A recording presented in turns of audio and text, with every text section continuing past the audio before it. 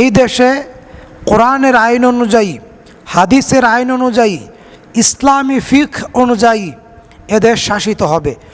এদেশের প্রধানমন্ত্রী হবে আলেমরা, এদেশের রাষ্ট্রপতি হবে আলেম, এদেশের এমপি মন্ত্রী হবে আলেম, এদেশে সচিব হবে আলেম, এদেশে বিচারক জাজ হবে আলেম, এদেশে বড় বড় সরকারি অফিসার হবে আলেম।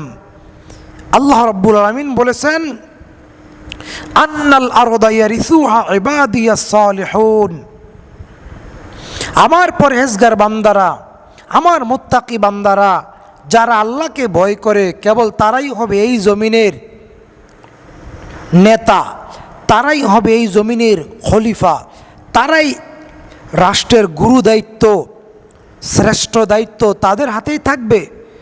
কাজেই বাংলাদেশের সকল জনগণকে বলতে চাই, আপনারা কোনো দলকে সমর্থন করবেন না।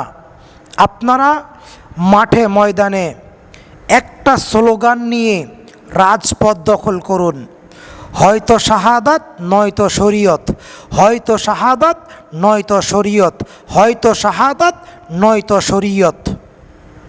আমরা আর নির্বাচন দেখতে চাই না, আমরা মারামারি দেখতে চাই না, আমরা চাঁদাবাজি দেখতে চাই না, আমরা টেন্ডারবাজি দেখতে চাই না, আমরা আর খুন, গুম, ধর্ষণ, হত্যা দেখতে চাই না, আমরা জঙ্গি নাটক দেখতে চাই না, আমরা সন্ত্রাসী কায়দায় জনগণকে জিম্মি করে ক্ষমতায় থাকবে আমরা এমন শাসক চাই না। যেই শাসকরা ধর্মনিরপেক্ষ, যেই শাসকরা, যেই নেতারা শরিয়ার আইনে বিশ্বাসী না, কোরআন হাদিসের আইনে বিশ্বাসী না, এমন ব্যক্তিদেরকে আমরা নেতা হিসাবে পার্লামেন্টে দেখতে চাই না। একটা স্লোগান, রাজপথ দখল করেন, হয়তো শরীয়ত নয়তো শাহাদাত, হয়তো শরীয়ত নয়তো শাহাদাত।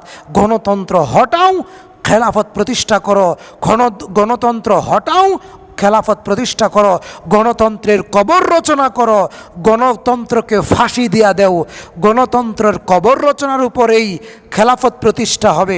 এই স্লোগান নিয়ে, এই উদ্দীপনা নিয়ে, এই চেতনা নিয়ে ময়দানে ঝাঁপিয়ে পড়তে হবে ইনশাআল্লাহ।